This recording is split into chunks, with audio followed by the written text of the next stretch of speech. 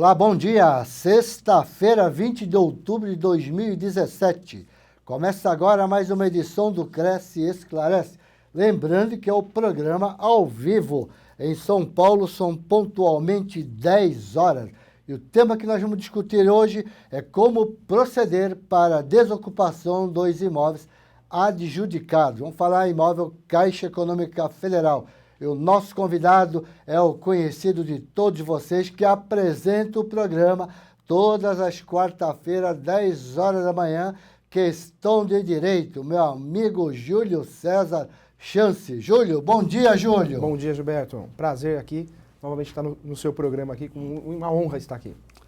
Prazer é nosso, agradeço em nome de todos os corretores brasileiros a participação do Júlio para nos ajudar nessa questão de desocupação de imóveis retomado, principalmente da Caixa Econômica Federal e da Engea, pelo convênio firmado entre o COFES e a Caixa Econômica Federal. Júlio, podemos afirmar que o primeiro passo para tentar uma desocupação é o diálogo. E se for o diálogo, deve ser documentado em caso positivo. Como é que funciona isso, Júlio?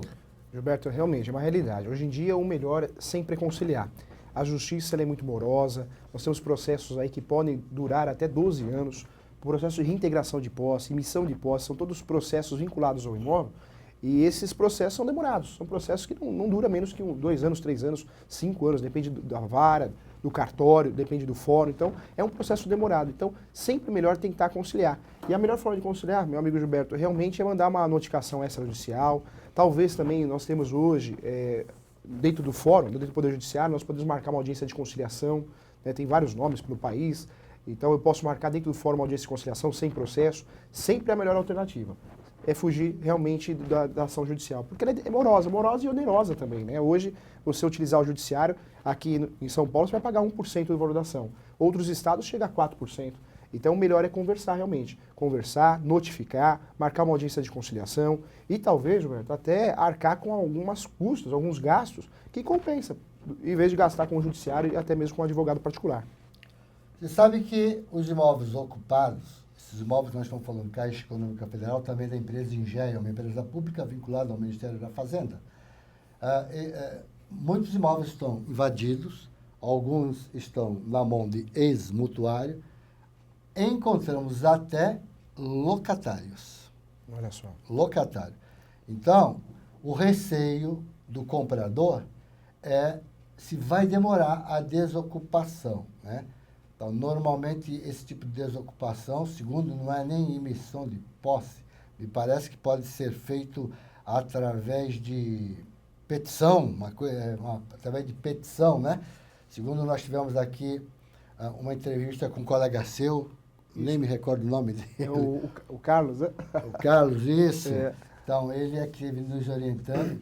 E o vídeo dele, inclusive, está à disposição de todos os colegas naquela área restrita do convênio COFES Caixa no site do Cresce São Paulo. E já vou até adiantando, pedir permissão para o Júlio, se também poderíamos deixar disponível para todos os colegas corretores, principalmente aqui do estado de São Paulo, esse nosso bate-papo de hoje, Júlio.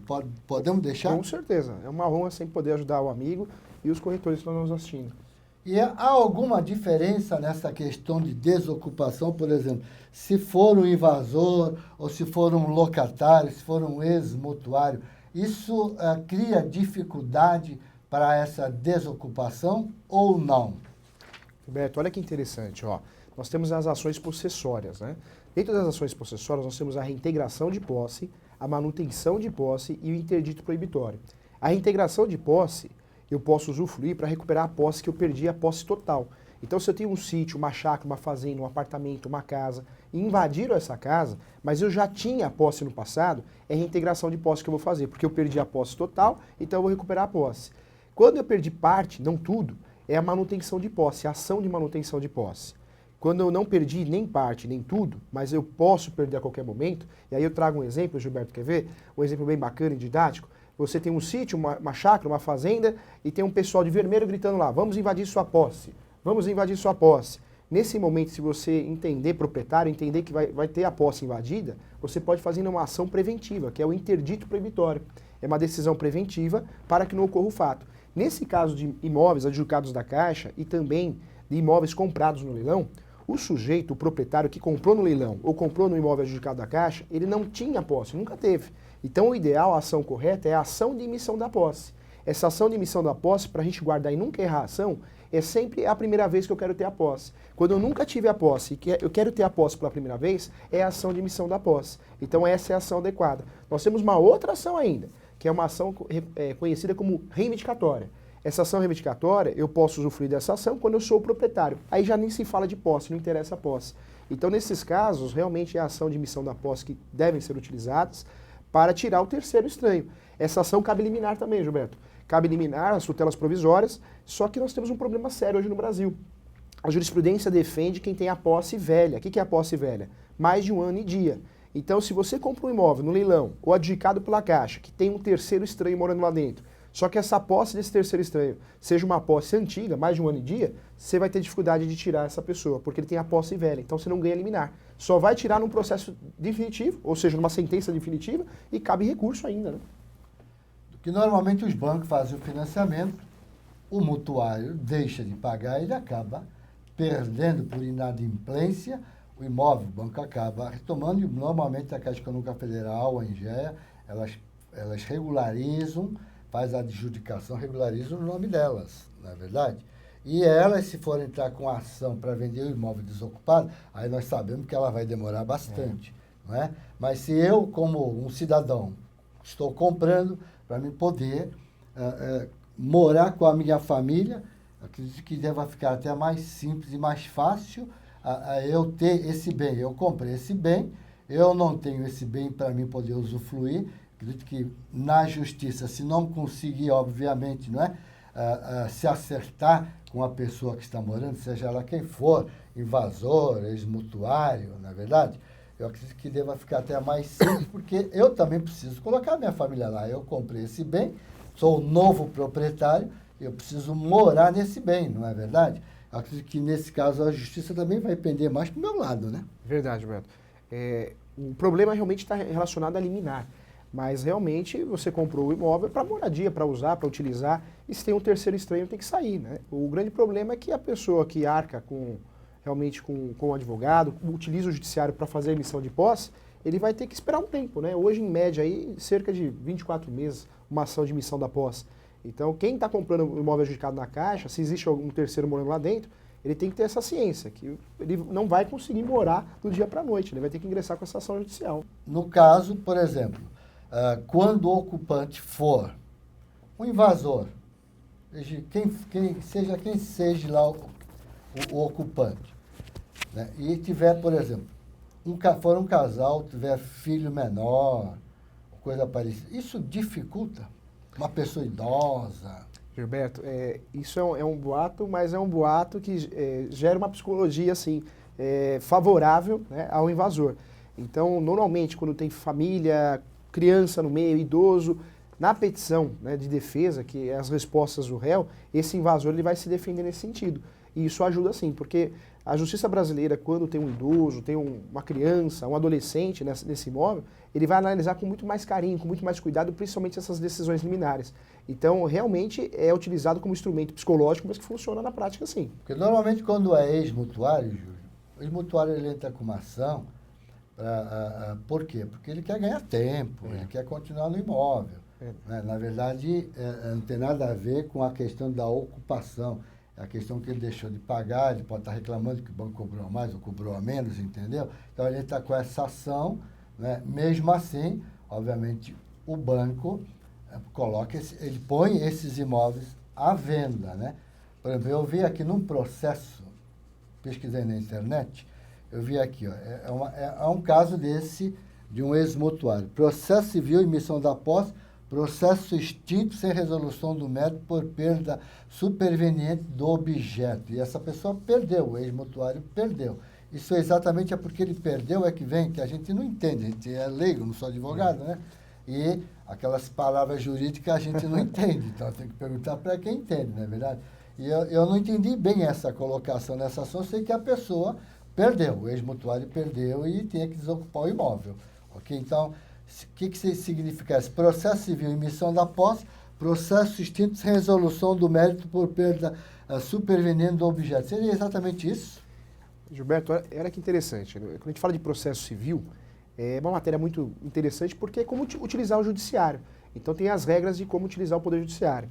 O Poder Judiciário você pode utilizar do horário do expediente forense, aí tem as regras, a citação pode ocorrer das 6 da manhã às 20 horas, de segunda a sexta, com o novo CPC. Então nós temos, ao final, né, após a petição inicial e após a defesa, a contestação, nós temos a decisão do juiz. E essa decisão do juiz, ela pode ser classificada de duas formas, com resolução de mérito e sem resolução de mérito. Com resolução de mérito é sinal que o juiz leu o processo, ele leu a lide, né, o litígio, a briga. Então, com resolução de mérito, ele julgou o processo propriamente dito. Quando tem uma sentença sem resolução de mérito, é sinal que o juiz achou um defeito no processo. Ele não chegou a julgar a história e os fatos, mas ele julgou o quê? O defeito que ele achou. E tem vários defeitos. Nós temos o defeito de citação.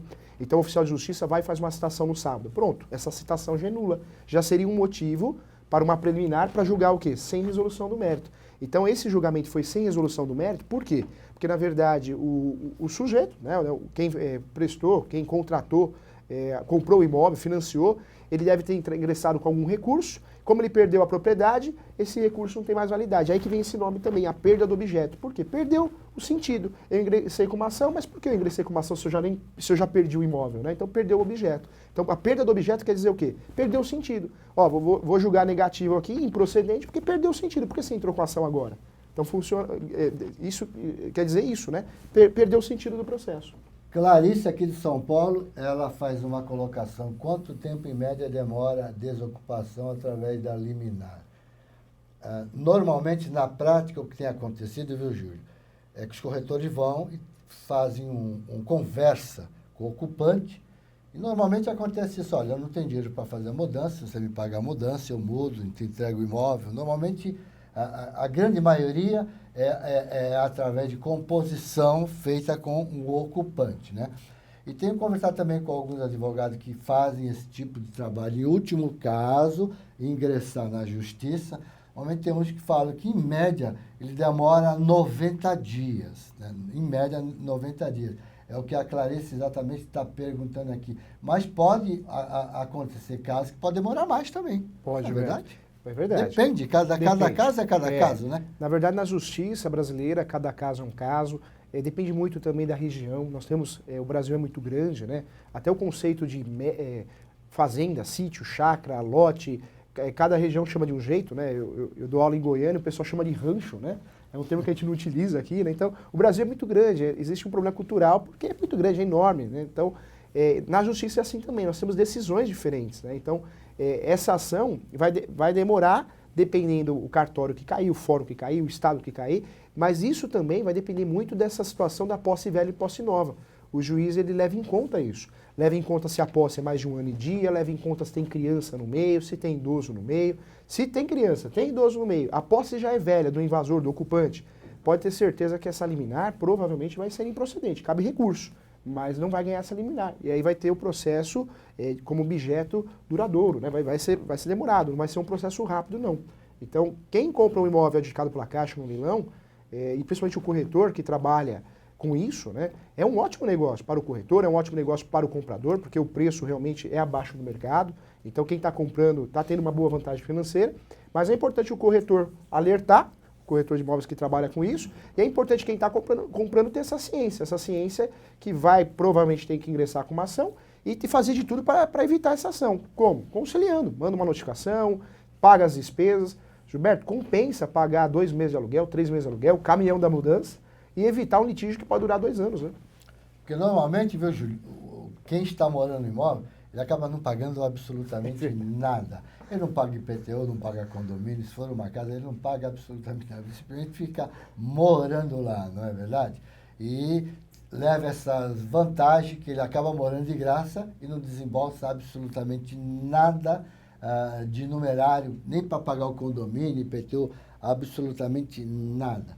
E pode até acontecer o seguinte: normalmente quando é invasor não, mas quando é ex-mutuário, pega uma pessoa, vamos dizer assim, mais estressada, ele pode até desocupar o imóvel, mas ele também pode, caso essa pessoa venha destruir o imóvel, ele responde por isso ou não responde, e quem comprou deve registrar um boletim de ocorrência. Como é que funciona isso?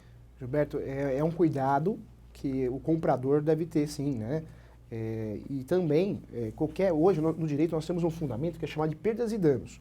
Quando eu destruo um patrimônio, né, o seu patrimônio, um bem móvel ou imóvel, né, imóvel, móvel, eu vou arcar com esse prejuízo. Então, aquele ocupante, aquele morador, né, mesmo invasor, que está lá no apartamento, na casa, e ele acaba por raiva, né, por objeto de vingança, ele acaba destruindo a casa, ele vai responder isso na justiça, ele pode responder isso. E aí o que é importante? Quais são as provas para fundamentar muito bem um processo? Testemunha, viu, Gilberto? Testemunha é muito importante, ata notarial, que é feita no tabelião de notas, também é importante, fotos é importante. O boletim de ocorrência, eu tenho um certo receio em relação ao boletim de ocorrência, porque o boletim de ocorrência, a justiça brasileira considera como um documento unilateral. Eu já vi vários julgados que o juiz ele fala isso. Olha, o boletim de ocorrência não faz prova de nada, porque é uma alegação, né? Claro, ajuda a fundamentar o processo, ajuda realmente deixar a história escrita, né? Não de forma verbal, mas o boletim de ocorrência seria algo complementar. Não posso me basear só com o boletim de ocorrência, porque existe um risco, né, muito grande. Então faça o boletim de ocorrência, mas procure também outras provas para fundamentar o processo e forçar talvez um acordo também, para que esse ocupante possa sair o quanto antes do imóvel. Viu, Júlio, existe caso de ex-mutuário ou não, ele desocupa, às vezes, o imóvel sem ninguém pedir, mas ele deixa alguma coisa no imóvel, tipo um sofá, algum móvel. Aí é meio arriscado, né? Aí é arriscado. Aí, qual é o procedimento? Se eu for, vamos dizer assim, entrar nesse imóvel, eu tenho que levar alguma testemunha, relatar, fazer um inventário do que tem, como é que eu faço isso? Gilberto, eu vou dar boas dicas jurídicas, né, para você se proteger. Quem adquiriu um imóvel no leilão, adjudicado na Caixa, se tem bens móveis dentro desse imóvel, né, o que é importante você fazer? Ou você contrata um tabelião, um escrevente do tabelionato de notas, o tabelião de notas, e ele vai acompanhar a sua entrada, né, na casa, no imóvel, e vai relatar isso. Vai relatar e vai fazer uma escritura pública para falar o que tem e o que não tem. Dependendo dos objetos que tenham nesse imóvel, é importante sim contratar uma empresa para guardar isso num depósito. Por quê? Porque aí você vai fazer o quê? Vai fazer uma ação de consignação. Então, quando a gente fala de um imóvel adjudicado na Caixa e também comprado no leilão, nós não temos só o problema em relação à posse, né? Se tem um invasor, um terceiro morando lá dentro, que seria a ação de emissão da posse. Nós temos esse problema muito bem lembrado, Gilberto, que é uma realidade. Você entra num imóvel que tem bens, televisão, geladeira, você não pode colocar na rua, você não pode vender. E você, o que fizer, vai ter que ter prova, porque senão cabe dessa pessoa, mesmo que seja um invasor de má fé, cabe uma ação de perdas e danos, porque você destruiu, sumiu com os objetos materiais. Então jamais jogue na rua, jamais jogue fora, doa, vende. O ideal é fazer o quê? Contrata uma empresa de depósito e guarda nessa empresa de depósito. E notifica extrajudicialmente esse invasor e se não funcionar, ingressa com uma ação que chama ação de consignação em pagamento. Por quê? Na verdade, você vai informar o sujeito que esses bens estão depositados. E aí você se livra, pelo menos, aí de uma dor de cabeça gigantesca. No caso, vamos dizer, você falou em cartório, né?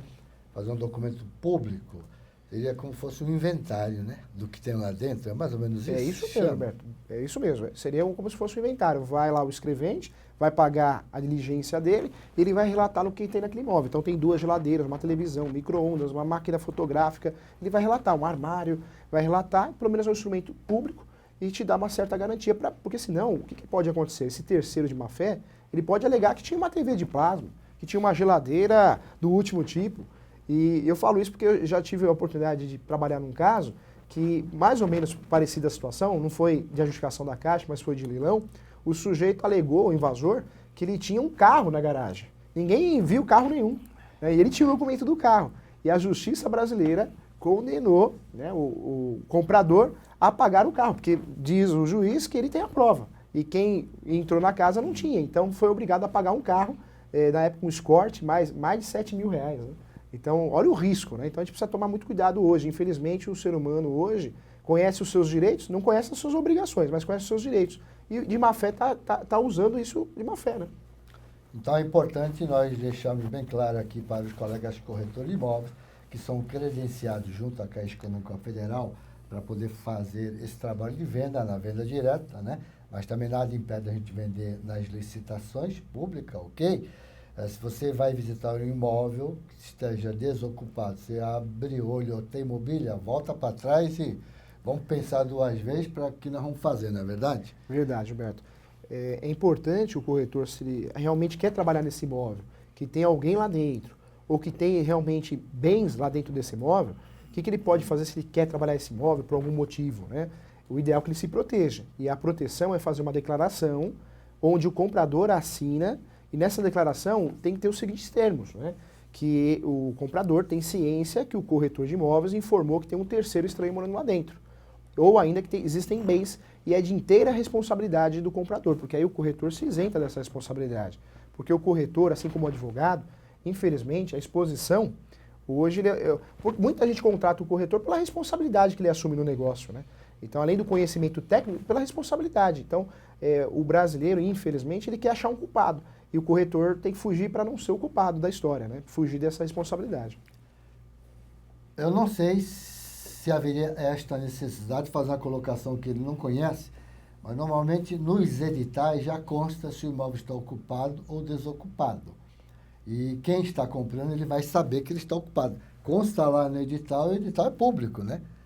Já está lá, imóvel ocupado. Então ele sabe que está ocupado. Quem está comprando sabe que esse imóvel está ocupado. Ele já vem ciente que esse imóvel está ocupado. Mesmo assim, é prudente o corretor fazer ele assinar algum tipo de declaração dizendo que ele está ciente que esse imóvel está ocupado por um terceiro desconhecido? Gilberto, realmente você lembrou uma questão muito importante. Não dá, nessa situação, não dá nem para o corretor alegar, olha, eu não sabia. Não dá para alegar, porque o edital é público. Então o corretor tem que se atentar sim. Nem o interessado pode alegar isso. E nem o interessado, verdade. Então o corretor não pode alegar isso e o comprador também não.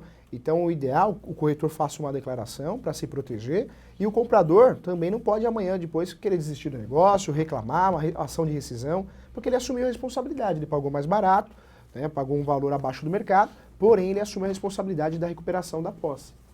Que normalmente eu digo para os corretores, nesse caso, você pega o edital, né, entrega para o comprador e faz ele um protocolo que ele está recebendo o edital, porque lá vai estar escrito, né?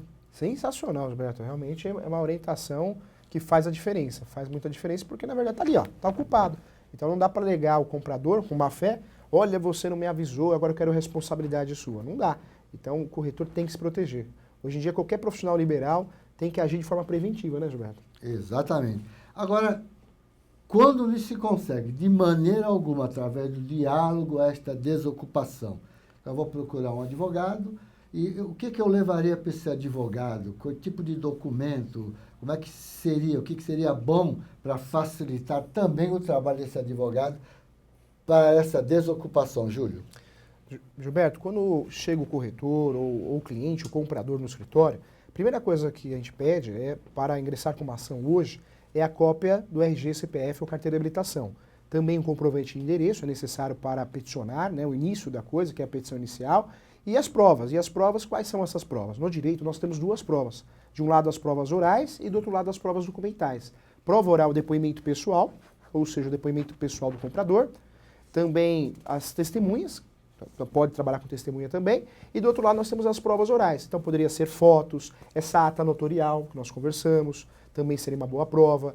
Além dessa prova também de ata notarial, o próprio edital, né? Então o edital é importante que você junte no processo esse edital. E tudo que você fez para tentar conciliar, que são provas, né? Então se você marcou uma audiência de conciliação, se você mandou uma notificação, né? Se você conversou, ligou, tudo isso é prova. É importante fundamentar muito bem essa peça, essa petição inicial, no sentido que você tentou de diversas formas conciliar. Isso é importante porque quando o juiz for julgar, ele vai falar assim, o comprador tentou resolver.